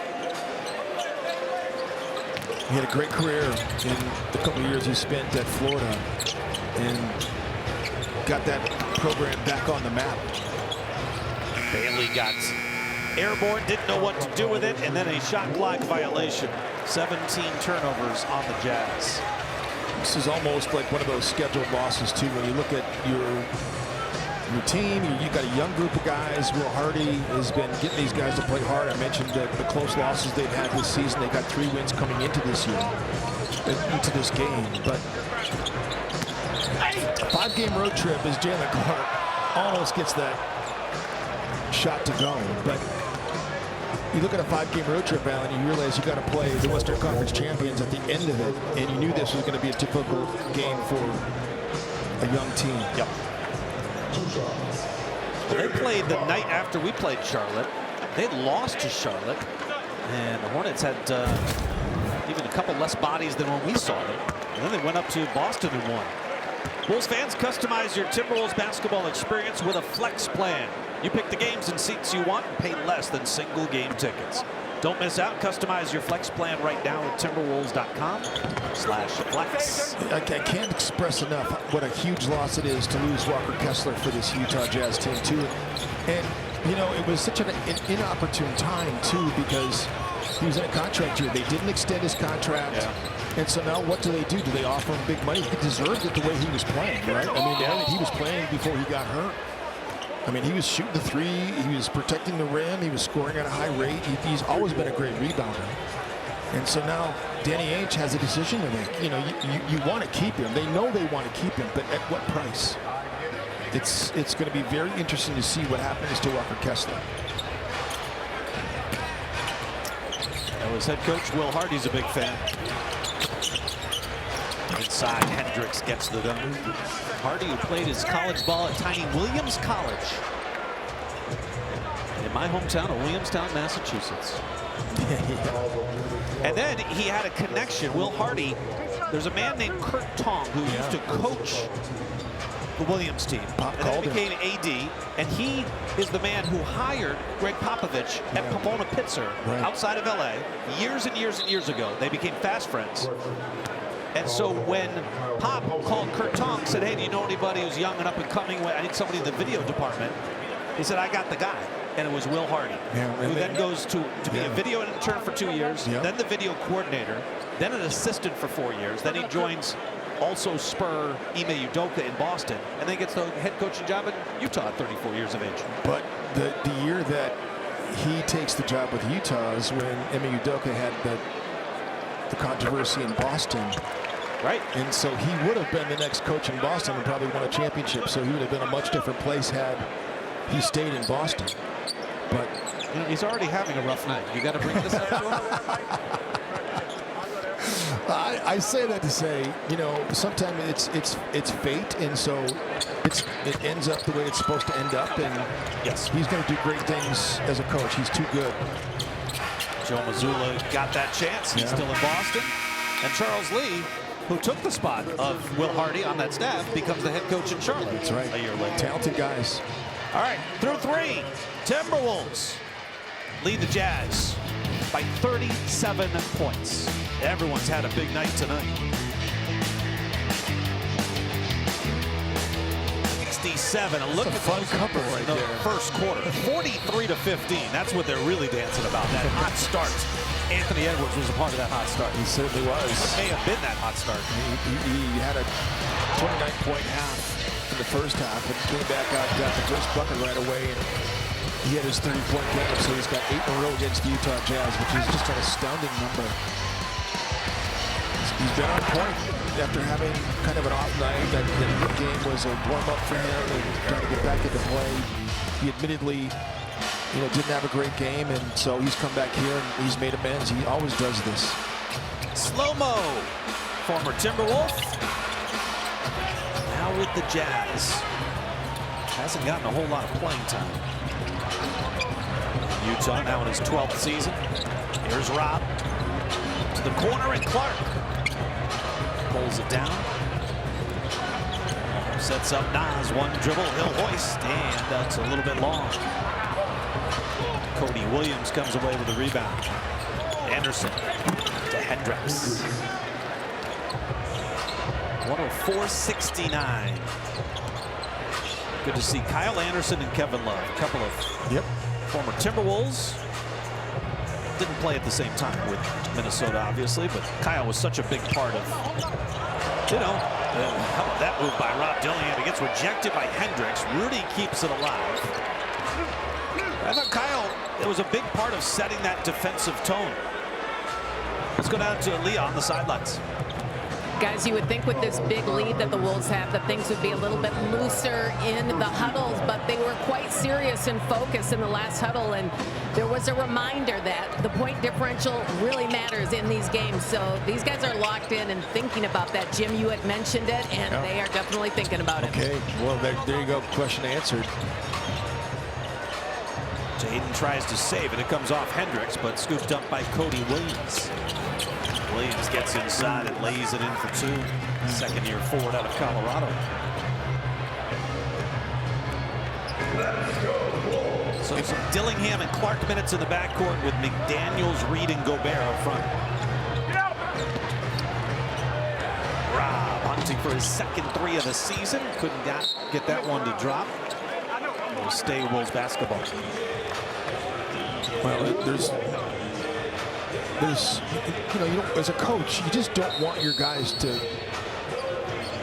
not execute. I mean, there's never a time as a coach you don't want your guys to play at their optimal level. And so Chris Finch isn't happy, and rightly so. Timeout by Will Hardy. He wants to challenge that call going out of bounds. 104-71. Our Sprite Coach's Challenge issued by Will Hardy and the Jazz. Who is this ball out of bounds off of? Floor is not clear and conclusive to overturn. Therefore, it will remain Minnesota's ball. The challenge will be unsuccessful.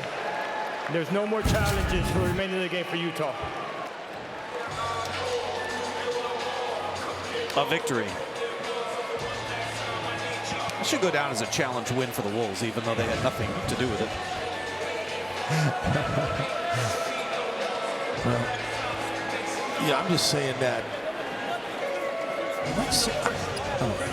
I just think that the Wolves do a great job of challenging. Jeff Newton is just so good at alerting Finch of when and when not to do it. Yeah. He'll look back at Jeff Newton, and you know, it's painful for coaches to look back and not get a confirmation one way or the other immediately. And I feel like Jeff Newton is pretty fast. He's one of the fastest we've seen in terms of just making a decision. What's quicker, Jeff Newton or Dante's release? Well, I think that when you talk about their respective jobs, I'm saying Jeff Newton might be faster than Dante's release. Well, the Wolves have won 6 straight challenges. And like anything, they get into a rhythm, and I feel like they're in a really good rhythm about what to challenge. And as a result, they've been really successful. Jaden, up over 20 points now. He's perfect from beyond the arc, 3 for 3. He's got 22 points. He's in a good place, too. He's in an excellent place.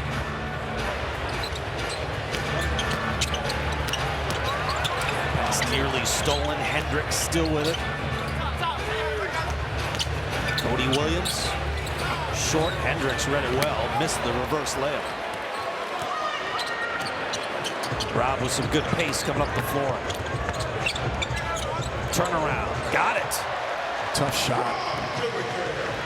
He's getting more and more comfortable with each and every game, and that's why consistency for him is going to be so important. Staying ready, taking the minutes you get and making the most of them every tick of the clock.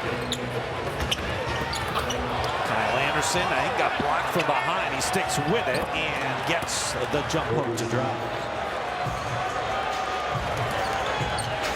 Crowd is anticipating Johan Berenger checking in, along with Bones Highland. Rob again, up and over the backboard because he got fouled. We almost had a pigeon that time. I knew you were going to say it. The wedgie, the ledgy, the pigeon. Yeah. All the different things that can happen to the basketball. That's right. We've seen it wedged in there, and that's the wedgie. And then when it sits on the back of the rim, that's the ledgy. Here's more from Treasure Island. Treasure Island Resort and Casino is the exclusive casino partner of the Minnesota Timberwolves. Visit TICasino.com to learn more about Minnesota's destination fun. I feel like the ledgy's the least thing that happens. Yes.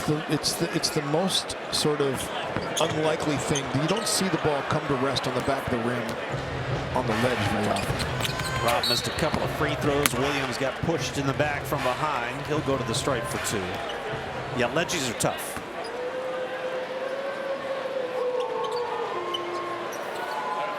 And they may have gotten Clark on that foul. Dillingham was right there as well. Joe Ingles is going to come in. So that means we're going to see an incredible pick and roll as fans are cheering here for a second miss. Are you anticipating a little Joe to Yohan? That's what I'm thinking. I'm thinking they're going to get a lob dunk from Yohan Beranger from Joe Ingles. Well, right now the crowd is interested in getting free chicken. They need a miss from Cody Williams. He does not oblige. We still have 8 minutes and 38 seconds. 35 is the lead for Minnesota. Dillingham bottled up. Leonard Miller. Out of bones up top. Took some contact, scoops it up, and scores it for 2. You know what I'm thinking right now is I'm thinking that the group on the floor, except for Joe Ingles, they could really stand to have the extra payday by getting to that knockout round and getting into that semifinal and final. I mean, that's where it matters most for the guys that aren't earning the big bucks. Yeah, these guys on the floor right now. Yeah. So if you win the cup, you get 500 grand. If you come runner-up in the cup, you get 200 grand. If you get to the semifinal, you get 100 grand. If you lose in that round, you get 100 grand. And if you just make the knockout rounds, you get 50 grand. So it's not nothing. They're playing for the prestige of the cup and the history of this cup. This is the beginning of it right now. So this is history being made. And, you know, it's becoming more and more important to the fan base, too. They're starting to understand. And there's still a lot of people. In fact, I was on KARE 11 last night. And we love the partnership with KARE 11. The NBA back on NBC, back with KARE 11. The fine people there that have been such a part of this community. Shifty from Rob, splitting 2 and getting the scoop. Trying to explain the cup to people, it's not that easy because, you know, it's the 15 teams being sectioned off into groups of 3, and by the last year's standings, so groups of 5. So 3. I'm sorry, 5. Groups of 3, and then there's 5 teams that are selected from those groups of 3. It's by the schedule, so it's randomly picked from one team from each of the 3 that goes into the group play. So you're getting teams from all 5 different levels in the standings in each group. Gotcha. And so it's even just explaining it, it's just, there we go. There's Yohan, there's the slam. That's what the crowd was waiting for, along with their chicken, which might be coming. Oh, Joe just so seamless on that feed. Clayton hits the turnaround J.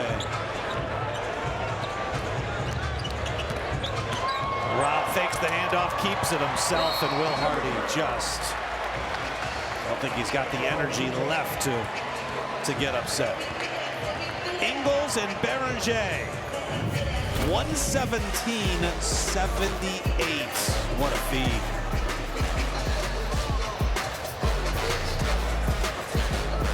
The play with window concepts, and again, there's been a lot of great performances in this game, but Jaden's been amazing with what he's done. So right here, he doesn't get the loose ball, and Jaden's going to not quit on this play. So this is an amazing sequence. So he gets on his horse, gets back, pins it against the glass, but he doesn't stop there. Contests the shot, get back, get a rebound, outlet it and fill, and then get to that deep corner. Julius has a triple-double tonight, and part of the reason is because guys have been making shots. Knocks down the 3. That's a heck of a sequence right there of what Jaden McDaniels has done in this game and others, and how Jaden's been playing. So we don't get a chance to see Jaden on the bench smiling very much either. He's over there smiling. Rare occurrence right there. Enjoy that, ladies and gentlemen. Jaden with his 4th 20-point game of the season in the first 9. Midway through the 4th. Lenny tried to dump it inside to Yohan, and I don't think he was expecting that. It goes off Beranger's fingertips out of bounds. You know, there's still 6 minutes left to go in this game. It's a great chance for this group to get some, you know, not just the final minute and a half, 2 minutes, like some extended run here. Filipowski.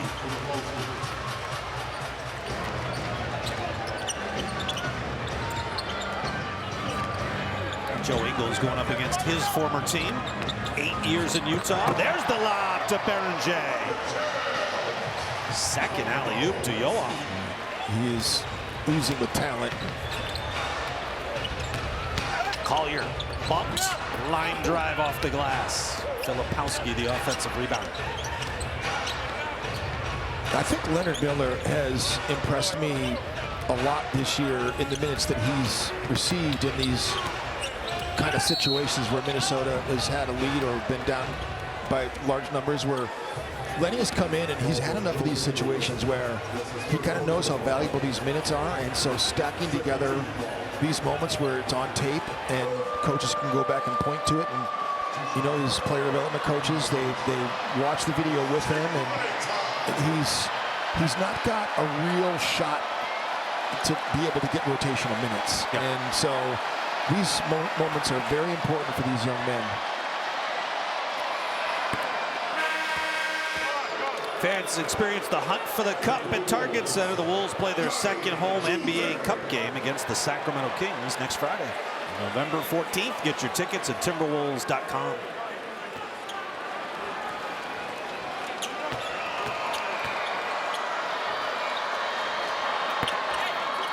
Johnny Juzang gets into the game.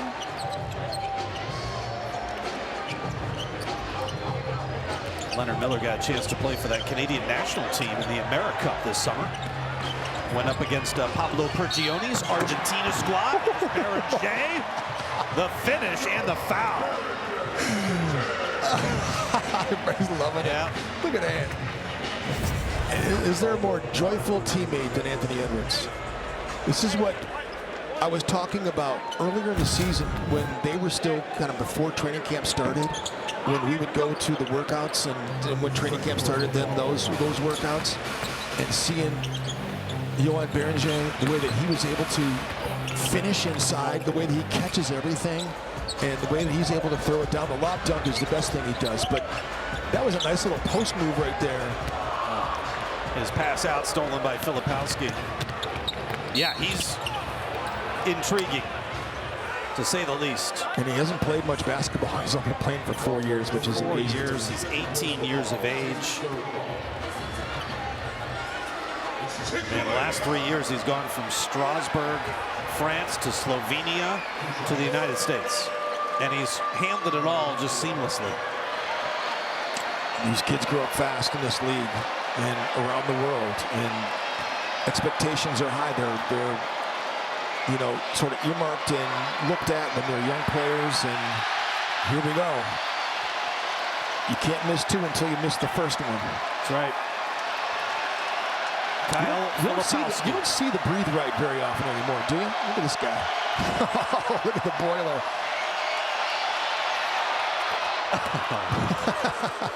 You don't see the breathe right. That was a thing back in the 90s, wasn't it? You see all kinds of guys, especially football players. I think the football players might still wear the breather. I tried it once. I don't know what it does. It opens up your nasal passages. Pulls on the sides and pulls them out so you can breathe easier. Oh, really? I've had some experience with them, yeah. Okay. I may still use them at night sometimes. A foul.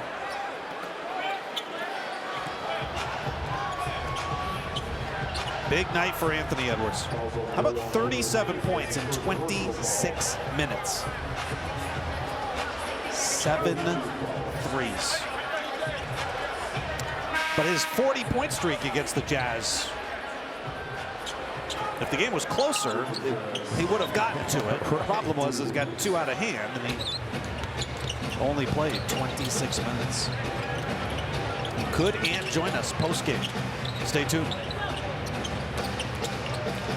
That's the other thing that I like about Berenger is the fact that he's able to defend out on the perimeter. Forced a miss out of Kyle Anderson. You love players that play in a stance. You know, that bigs that get down in a stance and they're able to play like that. Bones is heating up. Yeah, he is. Wolves have hit 9 of their last 10 shots. They were taking what I said to heart about the point differential. The point differential and what it means to them in their pocketbook. It's 42 right now. Collier got that one to go. Baron J was hunting for the block. Well, all the teams in Group A are going to look at this score and they're going to just... Leonard. See, that's what I'm saying about Lenny. Yep.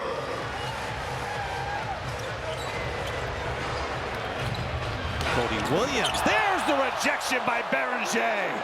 Swatted away. Kept it in play. Leonard at the other end. Counted to foul. It's all Aurora Green tonight.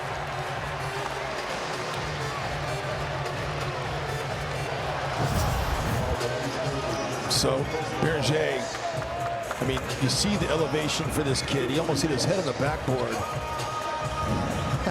Look at Jalen.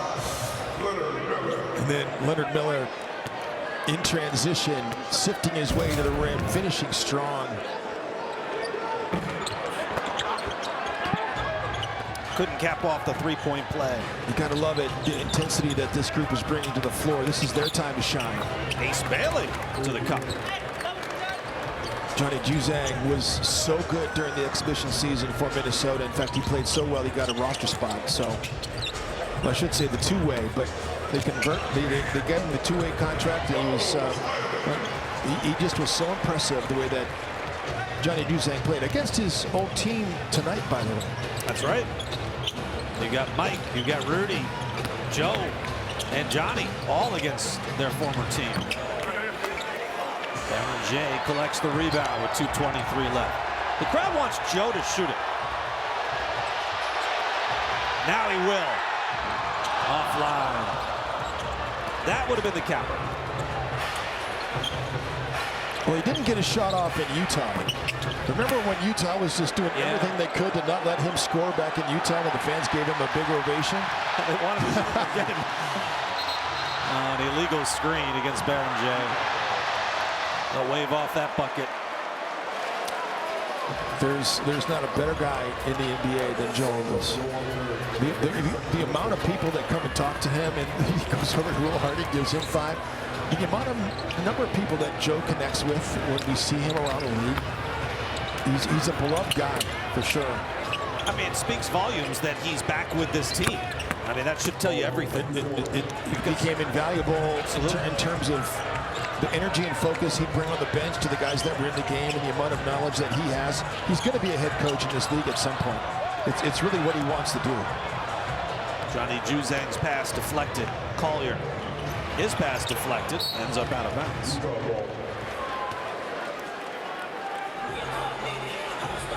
Well, the Wolves will see the Jazz. In fact, they're in a 4-game stretch where they play 2 teams. The Jazz twice and Sacramento twice. And we're going to see the Sacramento Kings 3 times in a short period of time.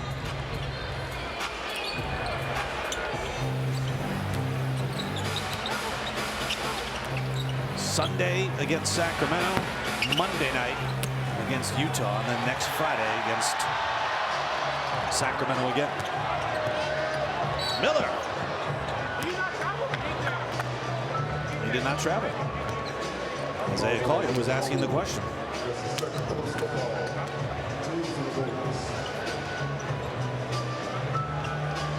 So a flight tomorrow to Sacramento. I love going to Sacramento. And there are normally good games when we play at that arena. And the Wolves have totally success there. I think guys like playing there. It's a great crowd. It's a great arena. Great there's not a better hotel to arena set up in the NBA, is there? That's kind of inside baseball, but we actually go down to the parking garage and walk under and come up in the arena. It actually lets you out, like right by the Wolves locker room. Like it could not be more convenient. And it's a beautiful place too, and the fan base is great. Well, it's probably the most unique arena because one of the ends is open. It's a lot like US Bank Stadium. Big glass opening at one end. They did a great job of conceiving of it where it's located downtown Sacramento, where Arco Arena was out towards the airport and kind of off by itself. In fact, I played for the Sacramento Kings. The 1 year that I played there was the opening of Arco Arena. And I played in Old Arco when I was with the Rockets. But, I mean, that new arena in Sacramento, Old Arco, it was a dump when it was built. I mean, that place was terrible. I mean, literally, they're still doing drywall work as we're playing our first game of the season. What the arena wasn't even fully done yet, and that thing was built on a shoestring. Is that a bad sign when you build a new arena and it's already a dump? That's not what you want, right?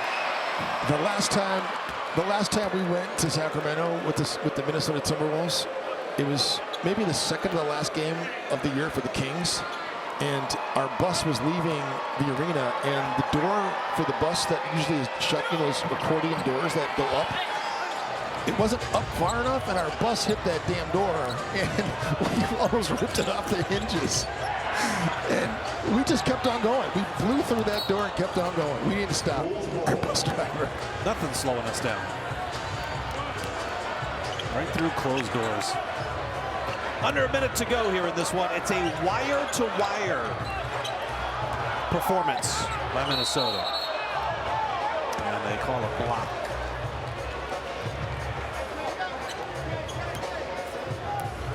E.J. Harkless picks it up.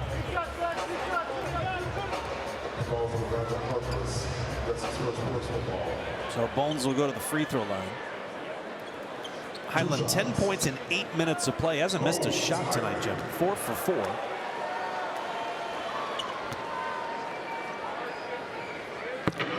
We talked about Bones Highland before, that he's a microwave. He can come off the bench and he can be sitting there all game long and he can give you numbers.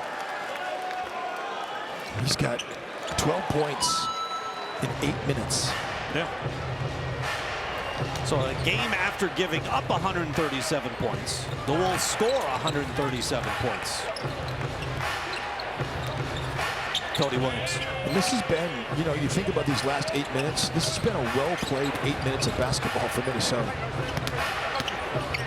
Slow-mo. To Williams. Got it. Wolves are going to hold their first opponent under 100 points this season. That's tough to do in this up and down NBA with scoring through the roof. The Wolves will just dribble this one out. Fans love it. An NBA Cup win over the Utah Jazz. A 40-point victory here. Big nights up and down for the Wolves. 37 from Ant, 22 from Jaden. A triple-double for Julius Randle. Wolves Live is next.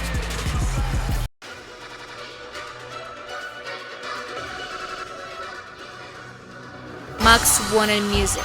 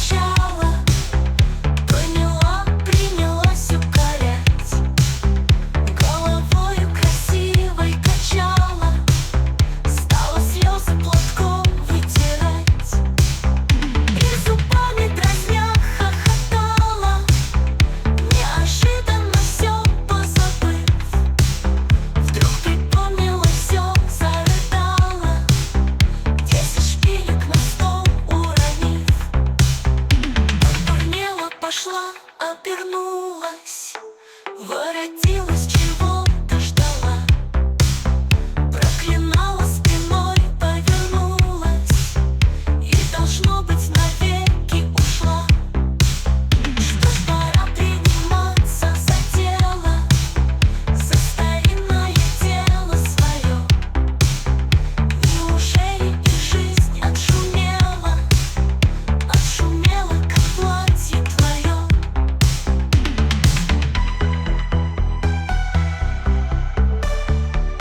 Отшумела.